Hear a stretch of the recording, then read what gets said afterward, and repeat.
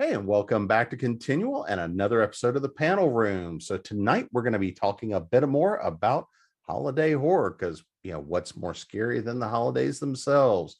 But before we dive into it, I am your host, Jim Nettles. Let's go around the room and find out who else is here. So, Ty, we're going to start with you.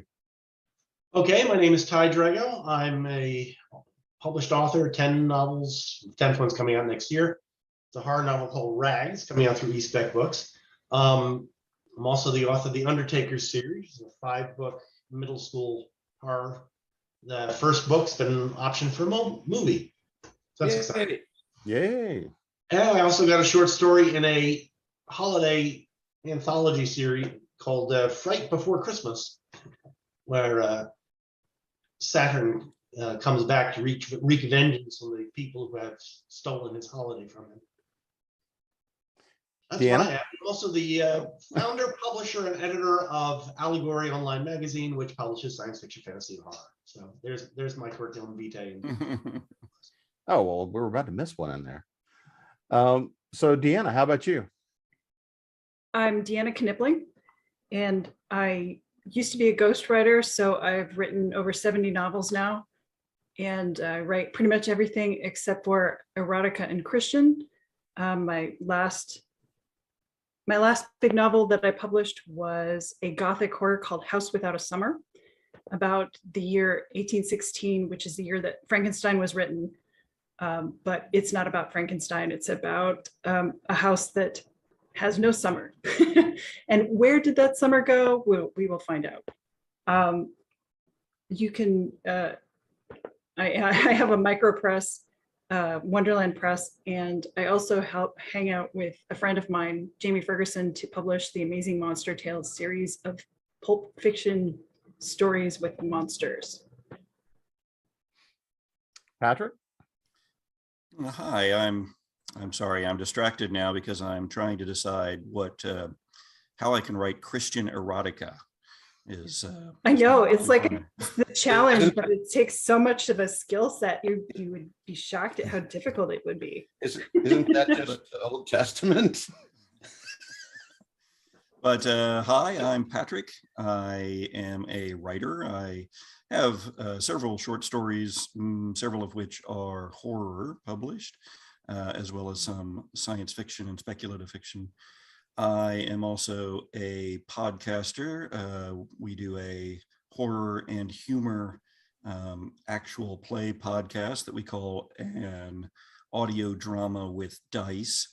And I'm a photographer.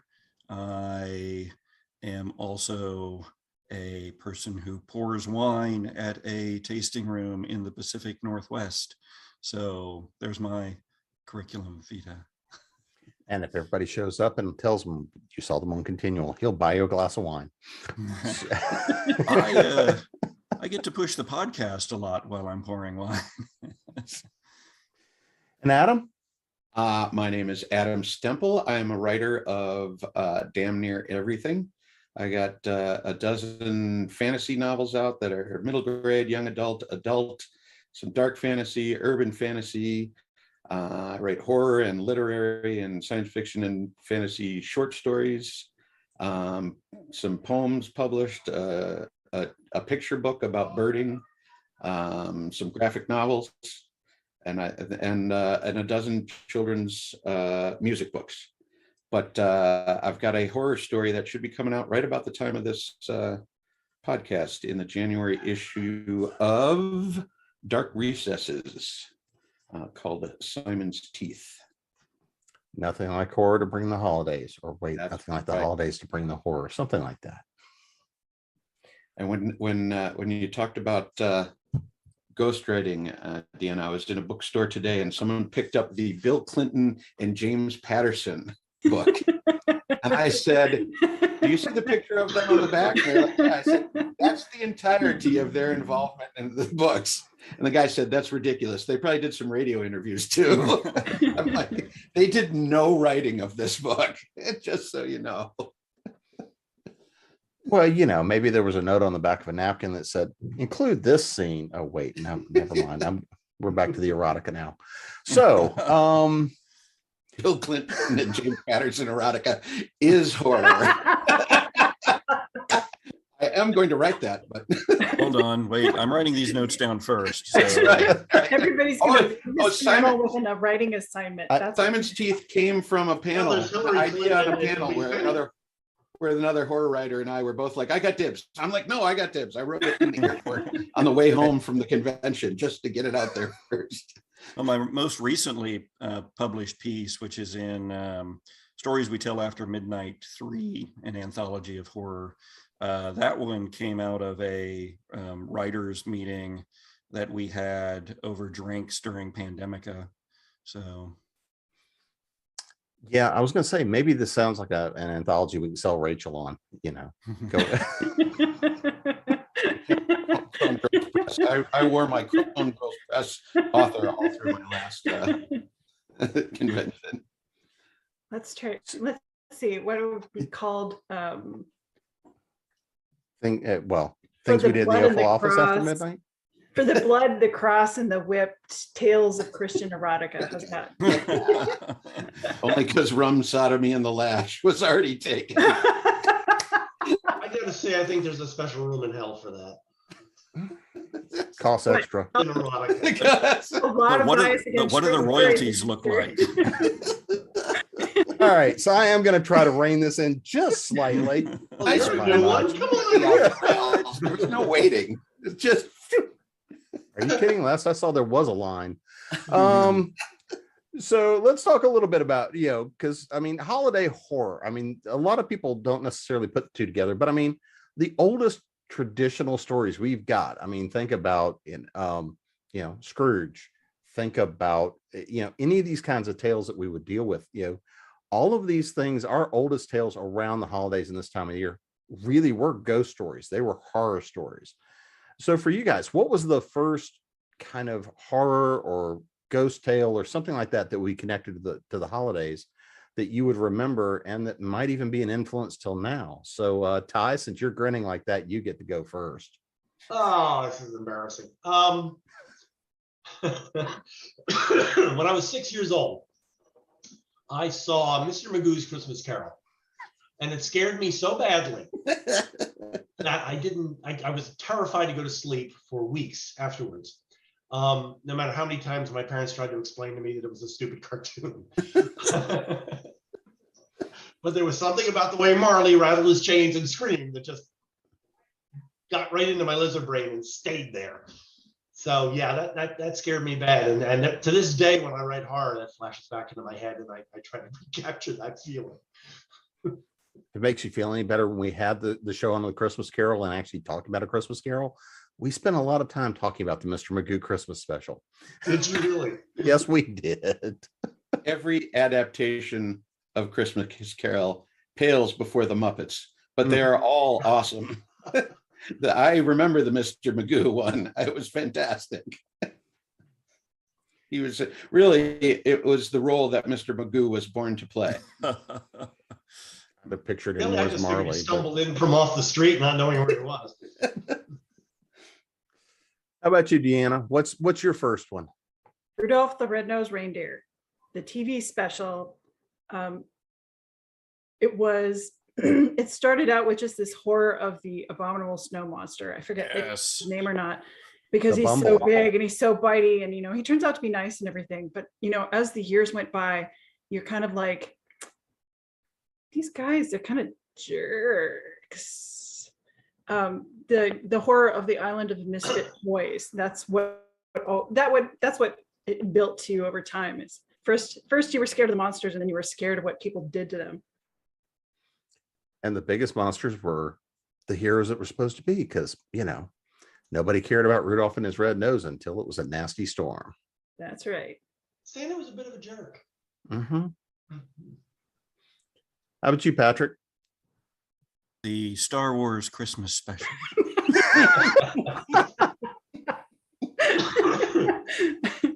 Now, granted, I will absolutely grant you the Life Day special was quite horrific. And I mean, if you really want to go down to it, just to make you feel better, just to make you feel better, there we go. All right. Well, yeah. So I've been, you asked the question. Of course, I came into this panel trying to anticipate all the questions that might be asked. That wasn't one of them. So I'm going back through all the horror that I've seen and trying to connect one that I early on connected to Christmas. And I mean, I just got to go back to Christmas Carol too. I mean, not the sequel, but as well as. And that I one, was mean, racking my brain Also- for Christmas Carol too. I was like, wow, Christmas A Mel Carol Brooks 2, production. where we find that no, it's just that I've always read and watched horror all through the year. So there's probably all sorts of things that I saw early on that I associated with it. But one of the ones that's standing out here, and I would have been a little older, so I know there was stuff before this, but Gremlins, I mean, that's the fine Christmas stuff right there. And then I just started reading M.R. James's horror stories, actually, and because he wrote those to read to his friends around Christmas. So those are an interesting take on the Christmas horror idea that we have always associated the holidays with a little bit of horror, anyway. I'd like to jump in there and say that A Turn of the Screw is another story that was written for that. The frame story is absolutely a group of friends gathered around a fireplace for Christmas. All right, Adam, how about you? What's your earliest, fondest, most terrifying Christmas remember- memory? I don't even know if it's Christmas, but for some reason I always associated it with Christmas, maybe just because it came around once a year and was a big thing. But my mother still is a writer and a fantasist, and loved her some Wizard of Oz, and that would come around once a year, and we'd always all sit down as a family and watch it. And unbeknownst to her, I was terrified by this movie and would have to watch it. And I also had an undiagnosed anxiety problem till my late 30s, depression and anxiety. So I literally would spend 3-4 months worrying about the upcoming showing of The Wizard of Oz. And it felt to me like it was always coming on the holidays. I don't remember. Does anyone remember? Am I that old? That I don't We'll go remember. with yes. It was Yeah, always go with around the yes. holidays. this is back when we still had to run to pee during the commercials. Yeah. It was truly a horrible existence. The horror of existence in the 80s cannot be, holiday or no, cannot be understated. Well, and the fact that, she didn't go run to grab the Dark Side of the Moon album to start it with the film too. I mean, that just, I did do that, but I'm really too high to remember anything fun about it. It was really, I think, just if you smoke enough weed and put any album on, it's going to be amazing. The Wicked Witch was green. Margaret Hamilton was green because it was a Disney ripoff. Mm. They were because she's not green in the books, and they did it because the Snow White had been such a hit, and the witch at the end of Snow White has green skin. Do you know why Frankenstein was green? It's a black and white movie. Yeah, but and then somebody got us, and they used green paint to make it look deathly gray. Because gray would come out as too dark, so they used green. And then one of the pictures accidentally got onto a movie still of him green, and that's where it began. Then it became canon that Frankenstein was green in the movies. The famous story in my family that when my father was 6, he got up in the movie theater and ran out of Frankenstein. He was so scared. well, Frankenstein, if only we could get Frankenstein to be the ghost of Christmas past. Mhm. If Frankenstein's monster would make the great all right, well, I'm going down the wrong rabbit trail. So anyway, Okay, I'll take that story. The original verbose monster, or or just stomping around with bolts in his neck? No. The verbose monster, but the real monster is Dr. Frankenstein, and he's visited by the 3 undead experiments of The Christmas. ghost of Frankenstein. Christmas Monsters past will Past. be like the dead rabbit or something from the very beginning. I forget what it is. And then there's Christmas present is Frankenstein's monster, and Christmas future will be the bride. Oh. Well, how about if he's visited by, Boris Karloff's Frankenstein's monster, then Christopher Lee's Frankenstein's monster, and then Robert De Niro's Frankenstein monster? Yes, but I want to have It the just bride gets of worse and worse and Frankenstein worse. going, ee! Or it Well, could we be- need to or have the son of Frankenstein in here somewhere so he can be Tiny Tim. Yes. and you can get the what was the Penny Dreadful Frankenstein, and it's just everybody having sex and killing each other. That's somebody else. I don't do erotica. Christmas future. And now we come back to This is back to Christian part of the erotica. the Christian erotica. So let's kind of hop in. So for you guys that have done some Christmas horror, let's talk a little bit about your stories. Let's talk a little bit about the influence side of it. And Adam, I know you haven't done any, but now that you're going to be inspired to do it, we'll play with you as well in here. So DeAnna, how about you? What was your big inspiration? The Christmas story that I wrote is for Midnight Bites. It's for the Christmas issue for Mother Krampus, for editor Rachel Brune. And the story is titled, I always forget this, you know what they say about a woman in red stockings? It's about the female spirit of Mother Krampus. And what inspired me was kind of similar to something like this. Rachel was joking around about needing more Mother Krampus stories. And I said, well, all right, then I'm in. And I tried not to rely, because my only previous experience with the Krampus myth had been the movie Krampus at that point. I tried not to rely on that too much and just brainstorm a list of different directions I could go until I got something that sounded fun. How about you, Patrick? Well, this is going to sound very familiar, but I had a Mother Krampus story in Rachel Brune's collection of Midnight Bites about Mother Krampus. And it was called, if I can remember, nope, I'll just have to look it up. It was called The House You Build. And it's about a daughter who has trouble with her sibling and wants to summon, do a ritual to bring Mother Krampus to punish the bad kids. Actually, she thinks that she's summoning Krampus, but it doesn't work out quite like she had hoped.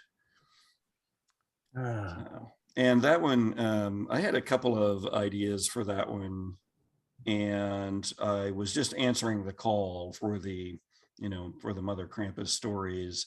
And I initially had this vision, because I know that they do these parades, these Krampus parades overseas. I believe in Denmark is one of the places they do them a lot. And so I wanted to do something there where there was a mistaken identity, and where Mother Krampus comes to punish the bad housekeeping of somebody. But that one just wasn't coming together. And then this story about these kids just sort of popped in there. And of course, it's always fun to put kids in danger around the holidays. Well, the bad kids. I mean, you got to do something with them, right? Yeah. How about you, Adam? Any stories floating around in your head that you'd love to tell for the holidays? As we're talking about this, were I to do one, which I probably will now after talking about it, there's a lot of, I might go the other way and do a more futuristic realism horror, where because I grew up an atheist Jew who still celebrated Christmas. We always refer to it as all the pomp and none of the circumstance, as far as taking the Christ out of Christmas. So I would probably do something where there were some purge-like sacrifices of my people by the true Christians around Christmas time, and I would have a family hiding from that, because that's honestly never far from our minds. It would be very little erotica in the Christian groups. All the Christmas horror stories that come to mind now are all like Doctor Who Christmas specials. How about you, Ty? What's in your closet of Christmas horrors? Well, the one I published in the anthology was called Saturn Rising, and it's about the concept that the old god Saturn, whose solstice holiday Saturnalia turned into Christmas, he's bearing a grudge about that. And once a year, he picks a person at random, torments them for a week in their dreams, and then shows up at their house and rips them limb from limb. And this particular story is about a 12-year-old boy who is singled out for no other reason than blind bad luck by Saturn, and decides to fight back. Had a lot of fun with it. I mean, the Saturnite that manifests itself looks a hell of a lot like a demonic Santa Claus. Santa with leathery wings and a huge maw full of sharp teeth and claws, and yeah, so I had a lot of fun with it. There is a fine line between horror and comedy. And I'm kind of The Futurama Christmas Santa. Yes. Ho, ho, ho. I'm confused by that kind of story now, being as old as I am, because how does he pick someone at random now that there's no longer any phone books?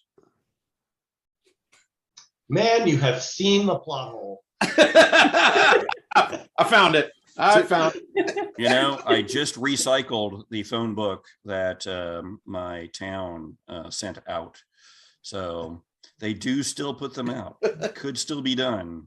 I used to run in every time as a joke and just shouting, "The new phone books are here. The new phone books are here." Well, you know, Ty, here's the thought I just got from the visual I just got about your Krampus is the idea of Pumpkinhead wearing a Santa cap. I mean, that's just yeah, kind of, yeah, except girthier. So, because there's Mother Krampus, of course, was a nice little inspiration, and I've written my own Krampus stories, a couple of them, and up until a few years ago, really nobody had an idea who Krampus was, except for I think Family Guy brought in Krampus, and a couple of shows like that. When was the first inspiration you heard of from Krampus, and kind of what was your big take there? And all this hopefully is before the bad horror movie. But so Adam, how about you? What is your take on what is kind of becoming the reclaimed Christmas horror now? Well, what I mainly know about Krampus is just the weird the pictures of Danish parades and of the very odd devil creatures, because I like looking up all the old all the strange parades people do around the world for holidays. The burning of the Viking boat and these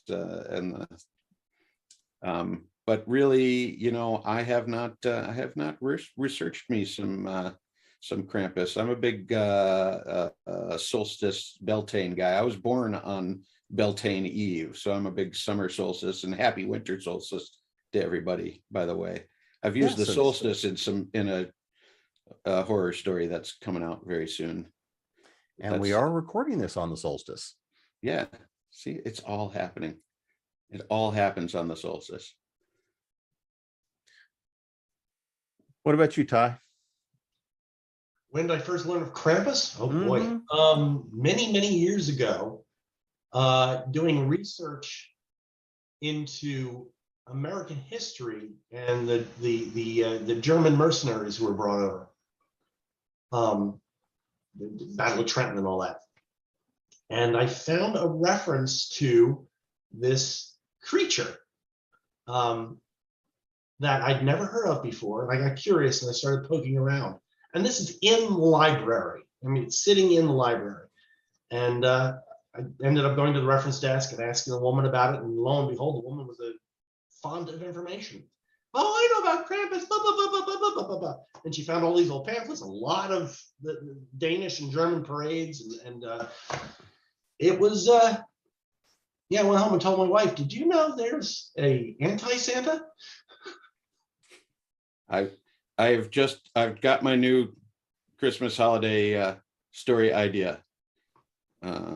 Just now, the one that's happening.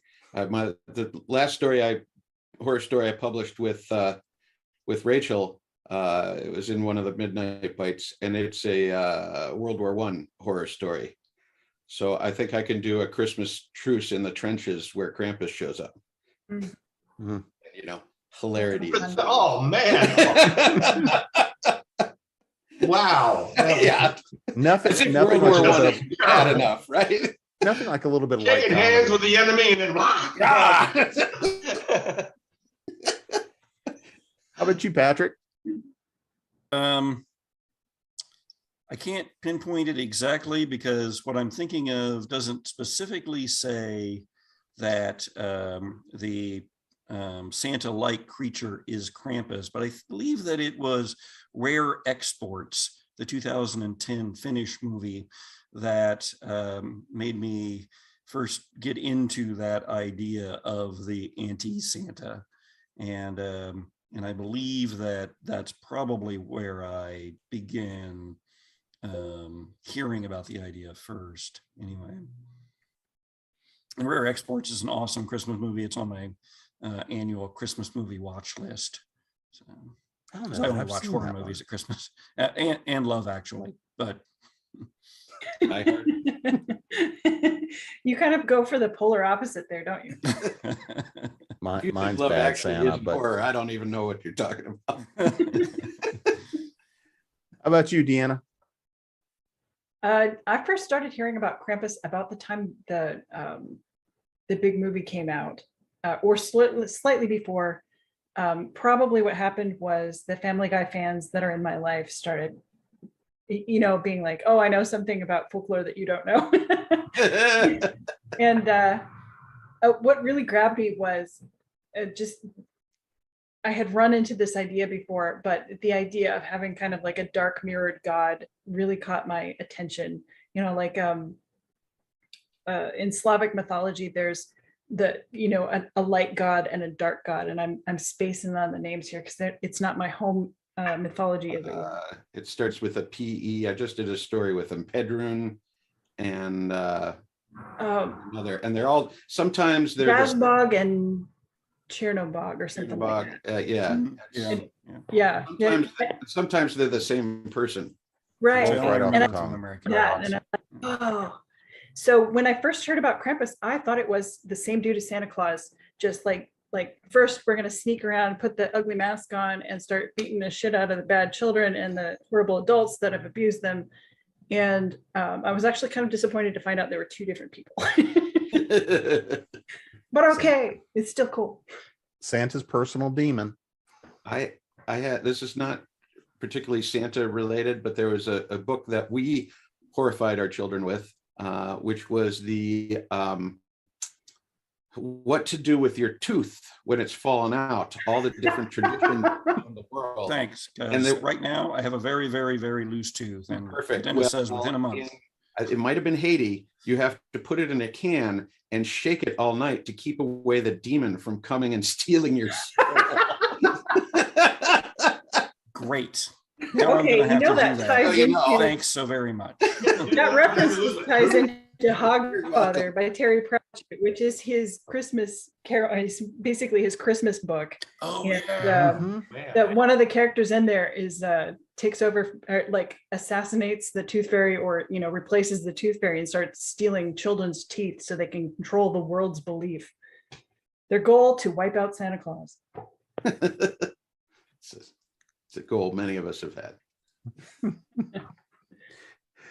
So looking and kind of going beyond that into the scope of holiday horror. I mean, kind of classic holiday horror we see a lot of is, Christmas Carol.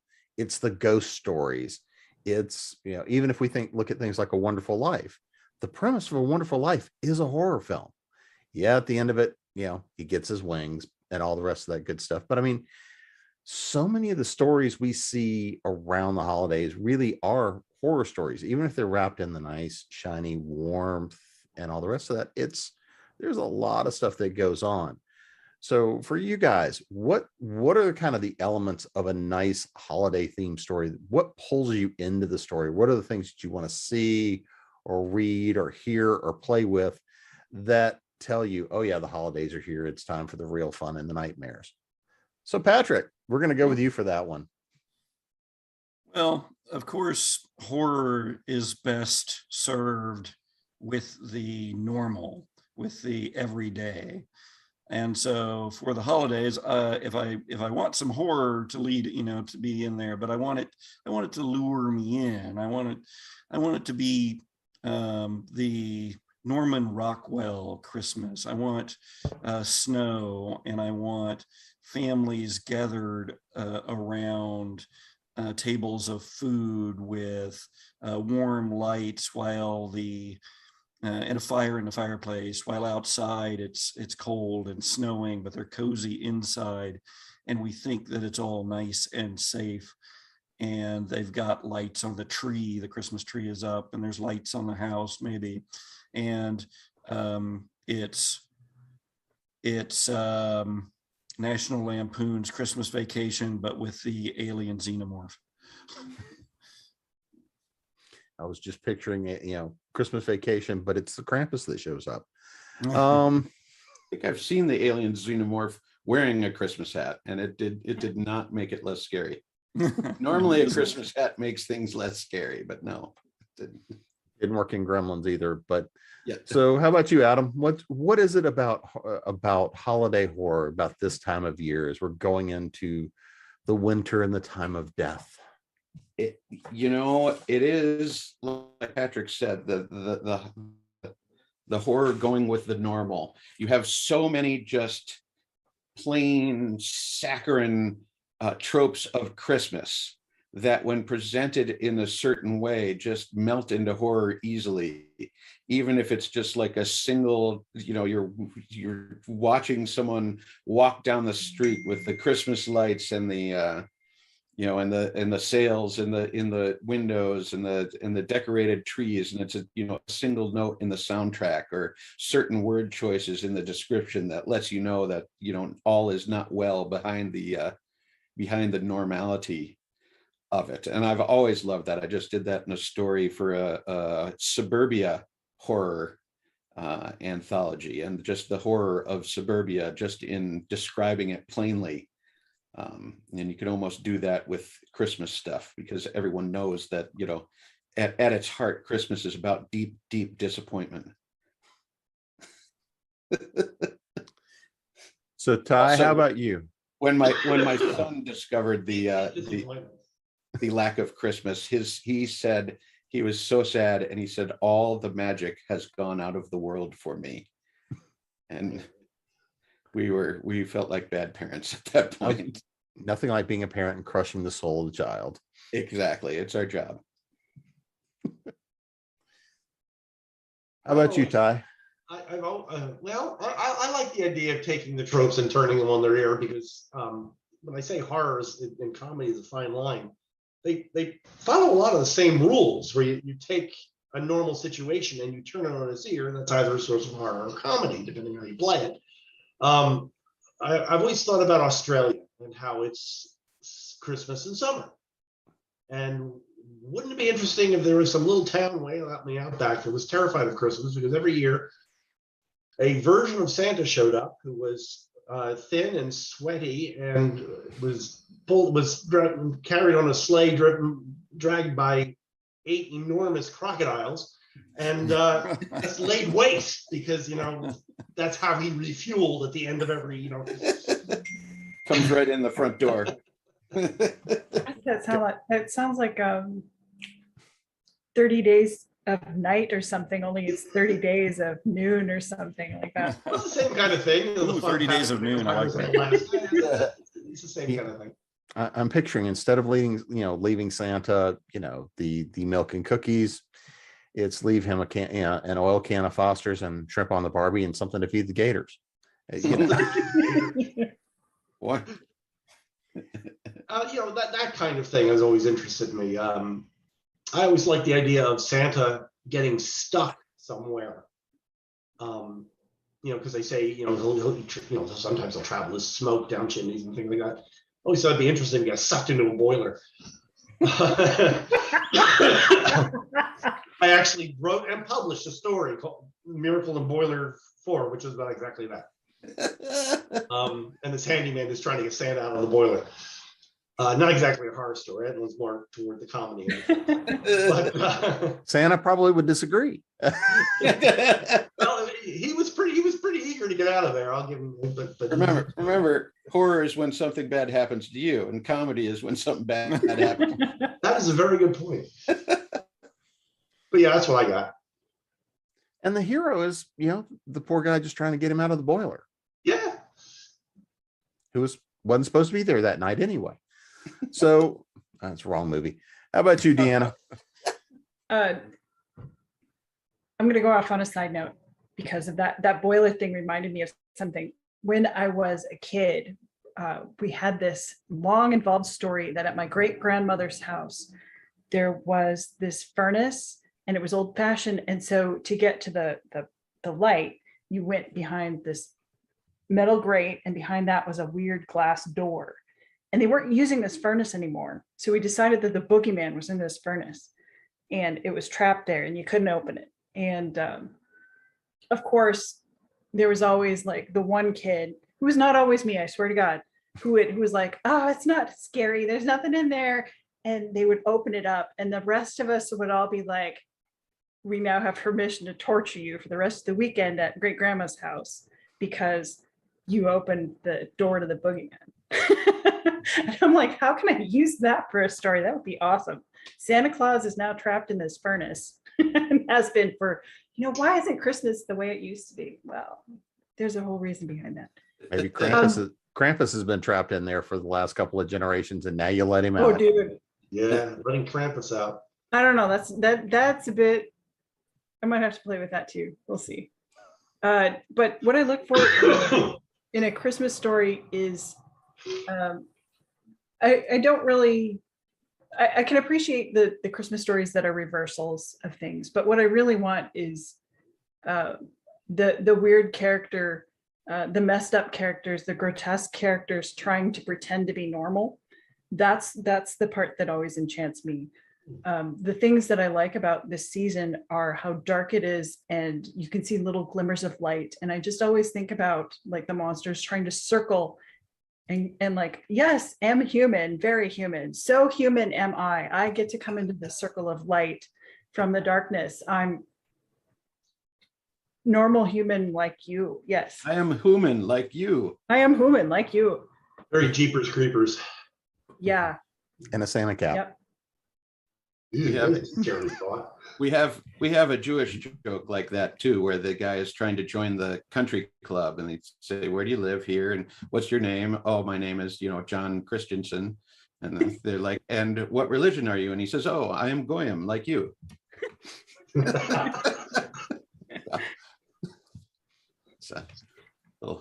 So humor of my people. So are there particular things that you like to play with during the holidays? Because I mean, part of the joy of being a writer means you get to look at those things that, everybody else finds love and happiness and joy in, and then, turn them, torment them, snap them with a rubber band, and prove to people exactly how wrong they are. I mean, how much more joy can you get in life? What is the favorite trope around this time of year? And, the holidays. And Adam, whether it's Hanukkah, whether it's Christmas, whether it's New Year's, whether it's Thanksgiving, whether it's solstice, we've got so many options this time of year. What's kind of the thing you like to take and twist and play with or see played with? Because there's so many of the tropes that we see get used and played with this time of year. What's the favorite thing you'd like to see or love to watch played with and turned on its ear? So DeAnna, I'm going to start with you on that one. I'm so not ready to answer this one. I'm ready. Oh, go ahead. Yeah, go for it. Because for me, it's 100% religion. And I do this in writing, in songwriting. it's not, and I don't necessarily do it to torture people just because I'm an atheist, but I do it because religion is such a hot box issue with nearly everybody. Even the non-religion, you can use religious metaphors and then turn them, and they have such an emotional impact on a deep level that some people don't even realize they have. Because like you said, I mean, you know, whether or not you are religious yourself, if you grew up in America, you've grown up inundated with Christian themes and holidays, and you know, and the phrases and words we use are often infused with it and it's on a level that a lot of people don't even know is there. And so you can play with those tropes and really have just an absolute in past the brain, past the guts, right to the heart and soul of somebody without them even noticing it. And it can be especially effective playing with that stuff on holidays, religious holidays. And mind you, this gets me in a whole lot of trouble sometimes, but it's the price I'm willing to pay. So what's the favorite one you've played with so far, or the one that's gotten you in the most trouble? Oh, I can't even say the ones that have gotten me in the most trouble. He said this was a PG-13, mostly PG-13. But I made T-shirts of the worst one, and it was not good. Yeah, but you stuck to the season. It was commercial. Yeah, absolutely. Well, it's, my whole, when we're talking about the sweet stories around Christmas, when people are talking about, Jesus is the reason for the season, that does not end well for Jesus. Jesus is this, it's a cute birth story, but it's a horror story. Things go very poorly for him. All right, Ty, how about you? Me? Oh, I'm next. I don't do that much seasonal stuff myself. I will say, it's kind of a sideways answer to this, is I recently saw what may be now my favorite Christmas movie of all time, which is called Fat Man. Is it Die Hard? It is not. It is better than Die Hard. It's better than Die Hard. It is more Christmassy than Die Hard.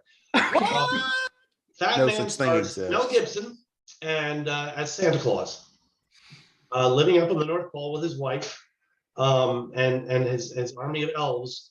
And he apparently is a real person who runs a business and is subsidized by all the different nations in the world because he's such a big marketing promoter at this time of year. And so he gives all the presents out every year. And one kid who's a little rich sociopath, gets coal in his stocking and gets so angry he hires a hitman to go up to the North Pole and murder Santa Claus. And so this hitman goes up to the North Pole to murder Santa Claus, and bullets start flying. It is such a great idea. Does Mel Gibson get shot in it? Because then I'll watch it. Excellent. And he has a great line where he says to the hitman, "You think you're the first? You think I got this job because I'm fat and jolly?" Speaking of the world's most famous, or at least America's most famous anti-Semite, or Mel Gibson. Hey, Australia's. Thank you. The irony of that is not lost on me, believe me. Yeah. How about you, Patrick? I think probably one of the things that comes out in a lot of my writings is nature. Watch out behind you. By the way, I'm just a head in the dark. Oh,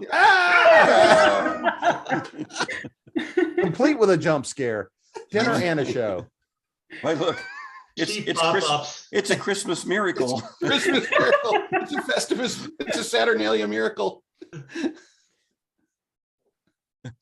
But I touched on it, I think, in my little example from earlier with the, cozy family inside and the snow going outside. Well, if you're caught out in that weather, it's not good. There's, it's all very nice and everything when you have the structure when you have the safety of your family, of your home, of the fire in the fireplace, of central heating. But if you don't, then there are horrors in that, of course, obviously. And I think as a person who's a fantasist and a fiction writer, to touch on those aspects, an idea is bubbling along in here of, a Christmas horror story among the homeless, of those who don't have that structure, and of something out there that is taking away rather than giving. And just nature in general is mean, but How about you, that's about all Deanna? I got, I think. I love No. those stories that start with a horrific setting and then get even worse. Like I said, in my World War One horror story, half the characters die before the horror element shows up, because it's trench warfare in World War One. And that was bad enough. Yeah. Well, and then you almost hope, for some monster or something that you can actually point to and say, this thing, Right. this supernatural thing, this at least I can handle, this I can wrap my head around, ironically, because I understand it, rather than the sheer incomprehensibility of regular horror. At least it's personal. It's Yeah. not Mhm. it's not just I like nature that. doesn't care whether it kills you, it just kills you. Ditto Sarah Impersonally. Yeah. Nature is the ultimate one to come down and look and say collateral damage. And that's when you roll a die to see, do you get that nat 1 or nat 20? So Deanna, how about you? I'm going to go back to kind of the answer that I gave earlier. The thing that I like best about Christmas stories is when they tap into kind of the old gods that we don't quite believe in anymore, but we kind of half acknowledge the power that they have over us, even if it's stuff that just kind of comes out of the psyche somewhere in some ugly spot that we collectively believe in. I really just like it when, even the most innocuous Christmas stories, they tap into this and you're like, yep, there it is. It showed up again. And the one that just crossed my mind is, strangely enough, Miracle on 34th Street. We were talking about how a lot of Christmas movies are kind of based on horror, and like a god shows up and tells you where to shop. Is the story of that plot, and people don't know what they're invoking or what they're summoning when they come to this store. They don't know what they're dealing with. They don't know how narrowly they escaped being judged in many cases. They don't know what could have happened had this old god been, slightly annoyed that day. So I just always like it that there's these dimly mythical figures that you're not really sure where they are or what they're from, but we're sure they're beneficent. It's all going to go great, Yeah, I just like the fact that people just walk by these immense figures and have no clue. I'm picturing back in the old days of, back when people went to malls. I didn't, but back when people went to malls and they would hunt you down. It was the 80s. I definitely went to malls. I'm picturing Athena working one of the perfume kiosks down the middle of the hall, trying to chase you down and then getting pissed off because you won't stop and talk to her, and all the mayhem that would then ensue. I feel like the Santa kind of counts as one of the old gods, or one of the, I think a lot of what you're talking about is like digging into these Jungian archetypes that are presented as old gods or as Santa. And I think that the appeal of the Christmas is it's a Jungian archetype that you don't have to you don't have to search for it. You know that all of your readers are going to know everything that you know about this character, so you don't have to do a lot of explaining. You can dig right into the emotions that brings up. I always think that way because I was a songwriter before I was a long form writer. So if I'm writing songs or poetry, I'm a wildly successful poet because I've sold 3 poems for money. And if you ever talk to a poet, they will tell you that is a wildly successful poet. Yeah. So There's a horror story in itself trying to get poetry published. It is. Oh, it's a horror story of epic Poet proportion. running amok. Especially, I found some good markets to sell these, and then my mother, who writes a poem a day and sends them out to subscribers and writes children's books and has published over 400 books, is in asking me, "Hey, where'd you find these markets?" And I told her, "Go to hell, Mom. You're not stealing my markets." And normally I'm a very giving writer. I share these with everybody but my mom. To know these little side markets. Not okay. But I got off track there. The point is, I'm always thinking in the short form. And in the short form, you always need words to do more work for you than just describe the actual thing. And Santa is one of those words that, Santa, Jesus, Christmas, they all evoke and resonate a lot more than just the guy in the red suit. So it's these kind of ideas and concepts that resonate into far deeper emotional recesses, which then when you're writing horror, you turn to evil. It's just, you use them for evil, not good. Well, and that kind of brings me to one of the ideas I always like to play with. And Ty, this definitely goes to what you were saying earlier, which is comedy and horror really balance on this weird teeter-totter. And you can go back and forth, and you're always having to run that line. And a lot of the time, there's some of the stories that I know I love, especially around this time of the year, really carry that balance, and they could go either way at any moment. And some of my favorites are all of the Futurama Christmas specials and holiday specials. When you look at those stories and the way that they told them, I mean, if you ratcheted it one way, I mean, Santa with a rocket launcher and, Tommy gun and everything else. And, the Christmas song that they've got for that particular Santa is going to take your ass out if you're out on the streets at night, having Christmas ornaments that are exploding. And I mean, it wouldn't take much of a twist to that, other than the fact you're already in their known universe, but wouldn't take that much of a twist to make that a nice dark horror story. And looking at some of the different holiday twists. So is there a holiday story that when you look at it, and it could go either way, but is there one you look at? Because I mean, then there's the really poorly done horror that we see, we watch, we read, which really is just too funny for words, because they miss the horror, but they sure as hell hit the humor.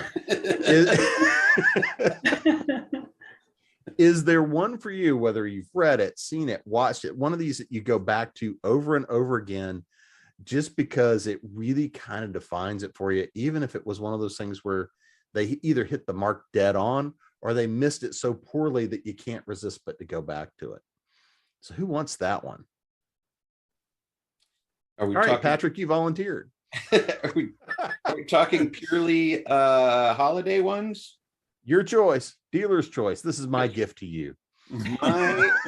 My personal favorite horror movie, and I came to horror movies fairly late for a very weird reason.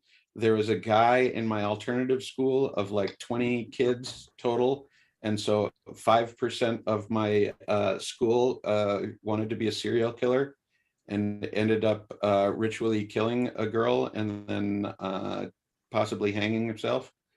And he had his own personal library of like 500 slasher films. So I kind of avoided it for a while, because this was like when I was a teenager. But got into it late and went much more the dark fantasy route. But so that's a weird story to talk about. But the one that was pitch perfect for me, walking the line between comedy and horror, because it was truly scary and it was truly hilarious, was Cabin in the Woods. And it was so self-aware about all the tropes, and then the casting, I thought, of every character was just perfect for both hilarity and horror. Sorry to bring in actual killers to the talk. Here, I can turn my light back on. Nothing says holidays. Like, Nothing brings a horror panel down like talking about actual serial killers. I don't want actual horror.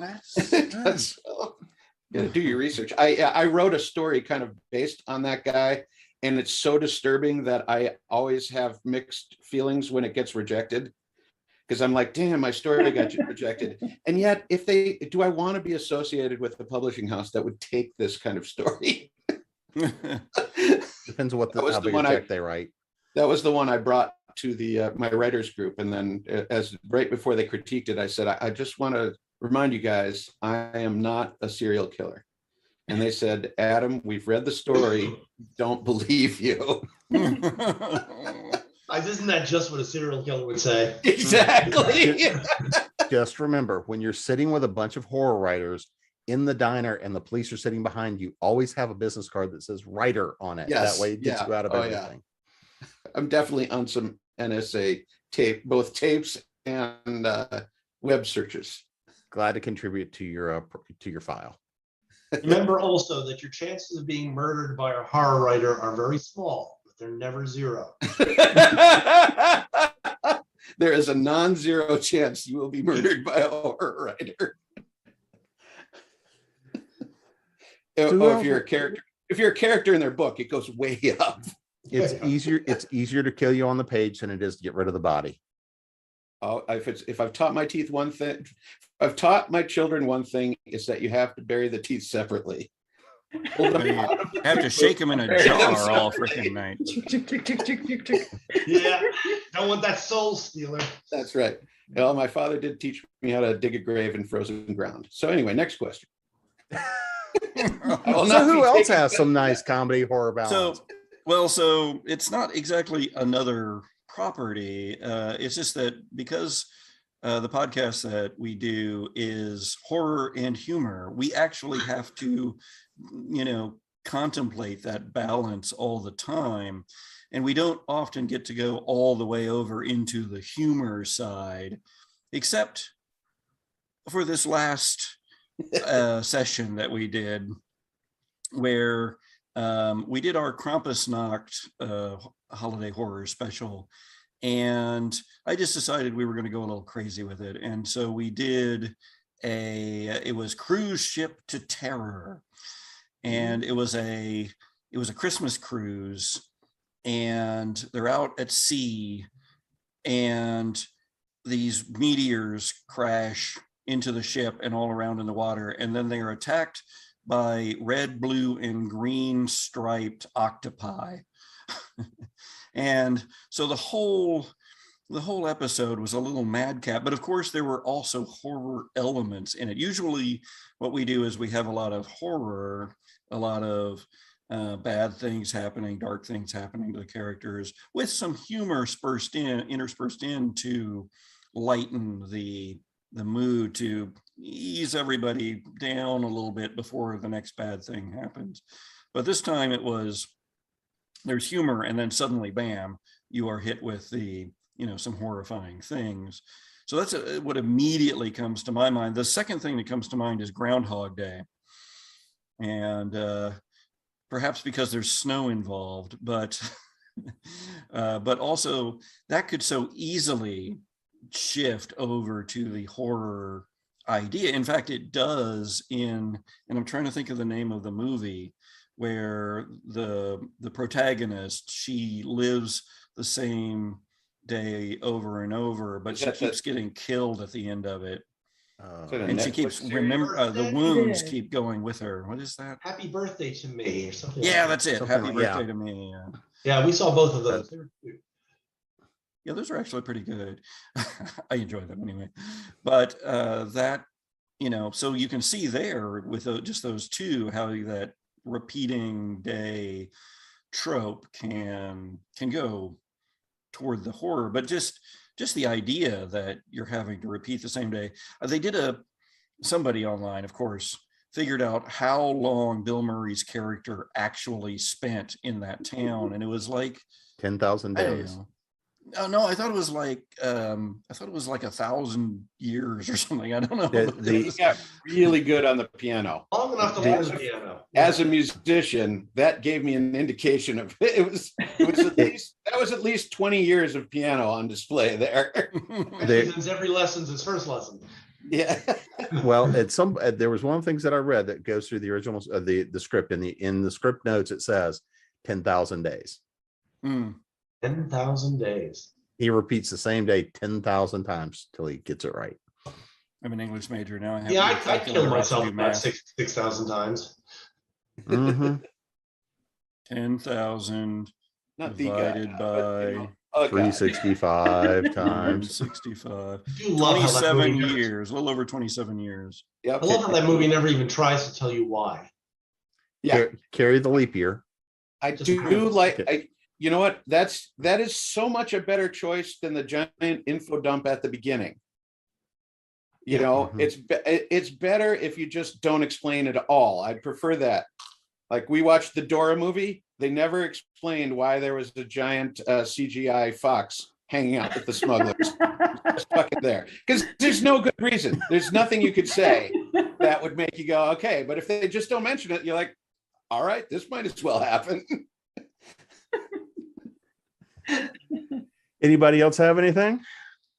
Well, that I also do. be the horror. I'm thinking about Sam Raimi's original Evil Dead trilogy. Oh yeah. Oh yeah. Which went from hardcore horror to campy comedy in the space of 3 movies. Yeah, the first Evil Dead was too scary for me. And I love and I've already mentioned that the third is the best American movie ever made. And the second one goes from it's a freaking masterpiece. But you watch that movie and you're thinking, this is the same guy that did Evil Dead. It's the same main character, well, surviving character anyway. And it makes me always makes me wonder when I watch them, it's how the script meetings went.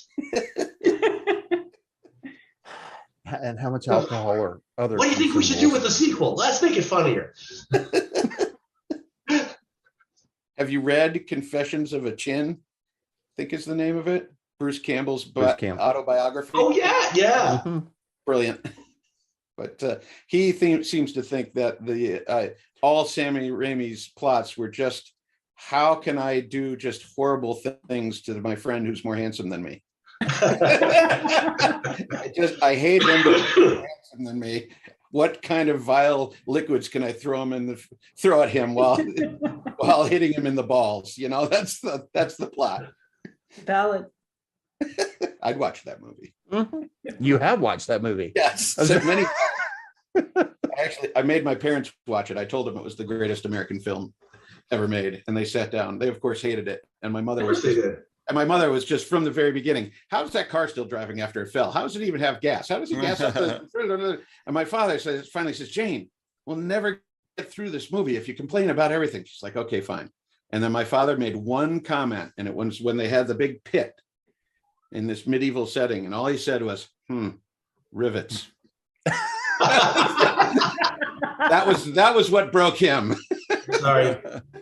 Good, bad, I'm the guy with the gun. It's the greatest line in cinematic history. Right.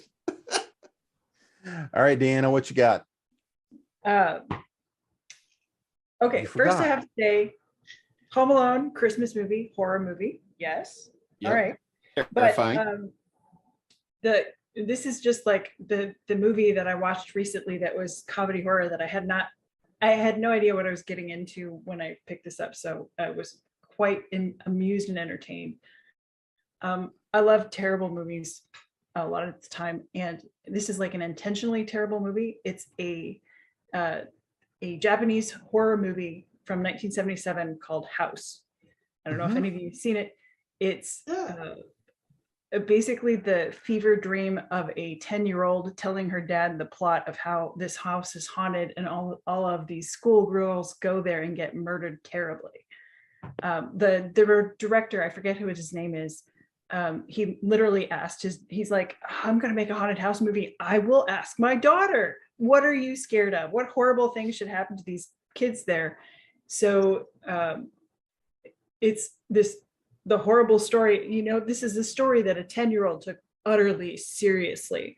But as an adult, you can't take it seriously because you know the tropes. You've seen this sort of thing so many times.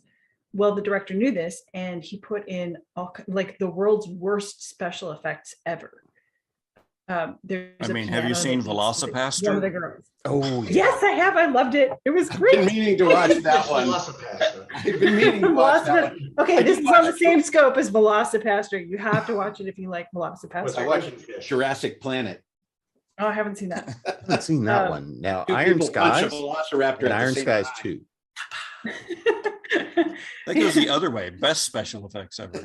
Yeah, okay. Well, these are horrible special effects, and they're just beautiful. I cannot say too many good things about this cheesy, funny movie. I laughed just all through the whole thing. And, you know, in my heart of hearts, I'm like, I was that 10-year-old too. This would have terrified the holy crap out of me when I was that age.